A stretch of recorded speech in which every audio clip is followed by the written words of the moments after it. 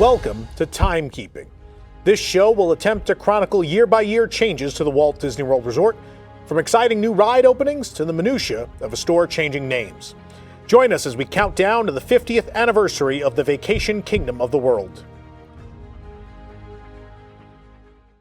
1982 was a big year for Walt Disney World, but Disney was far from done. EPCOT Center's debut changed the landscape, but the park was not yet completed. Several key elements were put on the back burner in order to get the park open by October 1st, and would take a full year for the initial phase to wrap up. But of course, as always, it wasn't just one park that saw changes that year. Showbiz Is was the first original show at the Tomorrowland stage, following the Disney World is Your World show moving to the Castle stage. The show began on July 12, 1983, and ran until September 27, 1985. In it, the Kids of the Kingdom presented a review of Broadway and movie tunes. In Fantasyland, the Castle Camera Shop, located next to Peter Pan's Flight, became Disneyana. The Enchanted Grove, across from the Mad Tea Party, opened to sell citrus drinks presented by the Florida citrus growers. The spaceport in Tomorrowland was now listed as electronic games in addition to the regular gifts. It's unclear if this meant they now carried the games for sale or had a small arcade inside. Speaking of arcades, the Frontierland Shooting Gallery switched from pellets to the infrared sensors sometime between 1982 and 1983.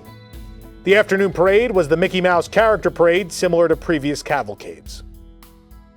Nearby, the Contemporary Resort would see a new paint job in the interior, with each level receiving a specific shade to imitate the strata of rock. Two third-party hotels opened in the Walt Disney World Village Hotel Plaza. The 880-room Buena Vista Palace and the 800-plus-room Hilton opened in May and November, respectively.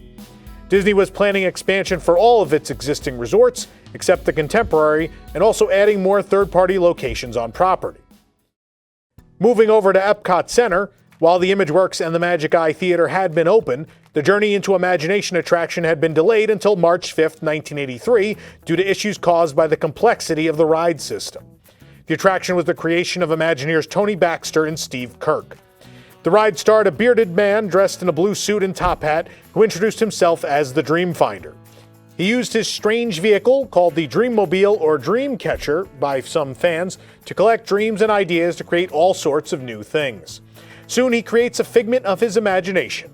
Two tiny wings, eyes big and yellow, horns of a steer, but a lovable fellow. From head to tail, he's royal purple pigment, and there, voila, you've got a figment. Both Dreamfinder and the Dragon Figment imagine things to fill the idea bag, and when the idea bag is full, Dreamfinder declares that these ideas must be emptied into the Dreamport, which, as he says, is never far away when you use your imagination. Regarding the scene where Figment is introduced, Tony Baxter said, quote, "If you're telling the story of Little Mermaid or Snow White, everyone already knows who they are, and what they like, how they sing, etc. But in a ride like Imagination, you're not familiar with the characters going into it. The opening scene allows you to meet Dreamfinder, understand how he created Figment, and get to know Figment's personality, so at the end of those 4 minutes, you know the characters." The scene was one of the most complex ever built, and was one of the main reasons for the ride's delay and even its eventual closure. Omnimover vehicles traveled along a turntable in synchronization with the audio animatronic scene, which featured dozens of special effects. Anyone who ever rode the attraction could surely never forget such a revolutionary experience. The ride continued on through the Dreamport before visiting other different outlets for the human imagination. These rooms represented the arts, literature, performing arts, and science. The art room was mostly white, and had a large painting Dreamfinder was making using a large fiber optic paintbrush. It also had a carousel with giant carousel animals and a pot of rainbows held by Figment. The room was heavily inspired by the art of Imagineer Walter Peregoy, as was the unforgettable mural in the ride's loading area. The literature room was focused on suspenseful tales and had the Dreamfinder playing a massive organ with words coming out of it, words that would turn into their meanings. A massive book featuring the Raven from Edgar Allan Poe's poem cawed menacingly while Figment kept monsters at bay. The performing arts had Figment trying on costumes backstage, while the Dreamfinder conducted a laser light show in the manner of an orchestra conductor.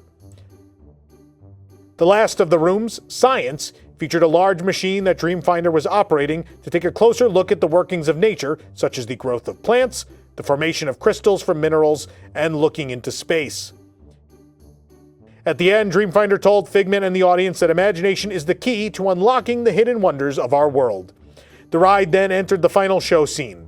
As the riders' pictures were taken, a theme park first, they saw Figment surrounded by several movie screens of him being a scientist, a mountain climber, a pirate, a superhero, a tap dancer, a ship captain, a cowboy, and an athlete. Dreamfinder, who is behind the movie camera, gave the riders one last inspiring message and told them to use their newly found sparks of imagination in the image works, and the on-ride photo was shown on a screen next to his camera. The ride then exited into the ImageWorks, which was meant to be a creative playground of the future.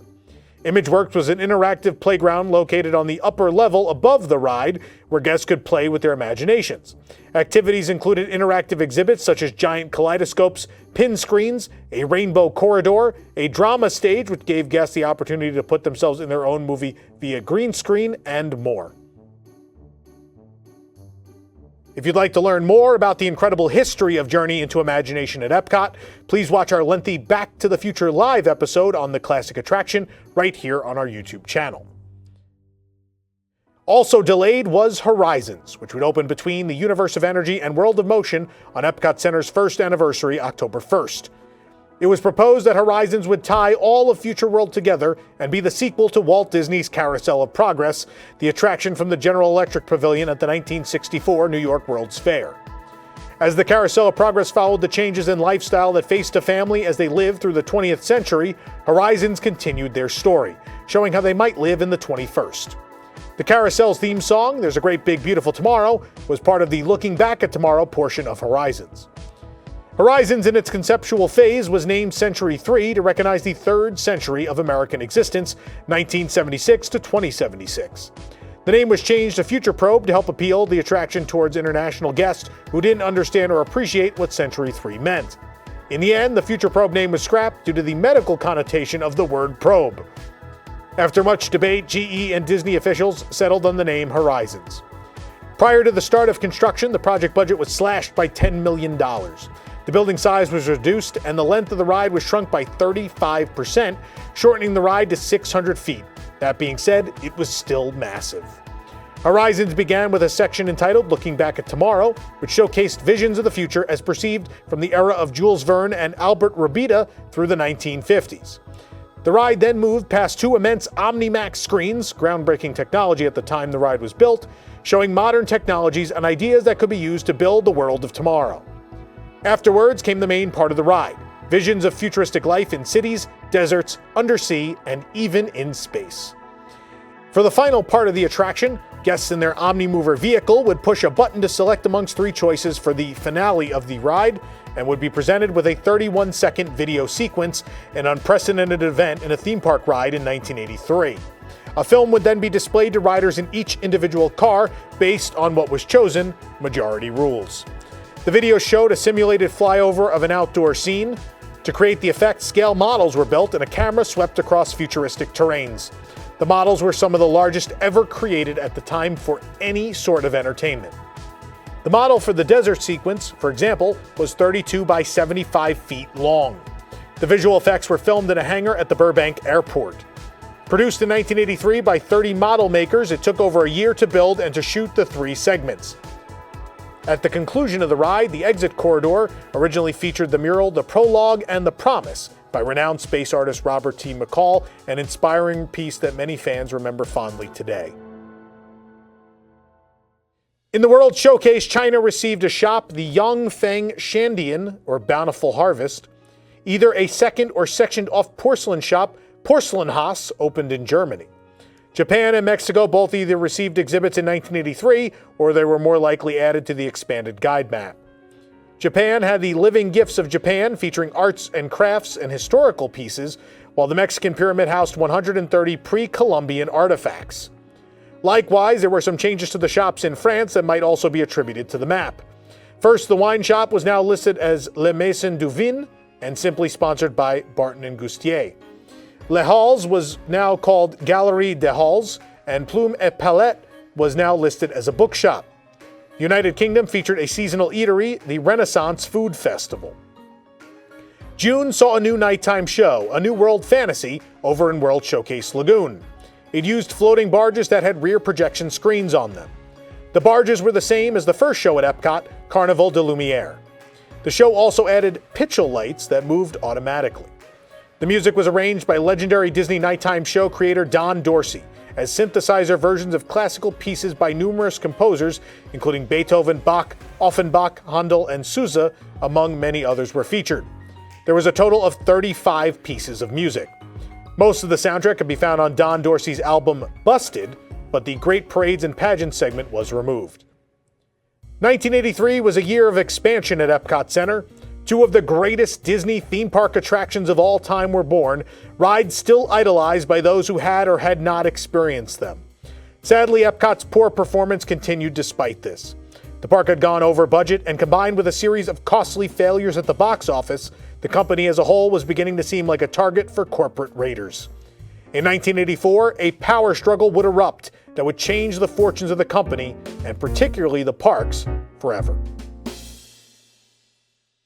Well, time flies. Enjoying your jump from time to time with us? Well, please hit that like button and subscribe to support this show and others. You can also join the WDWNT Interglobe Society for exclusive content at patreon.com/WDWNT. If you're looking for the perfect gear to celebrate 50 years of Walt Disney World, you can shop for apparel, accessories, and more at carouselofproducts.com. We'll see you real soon here on Timekeeping.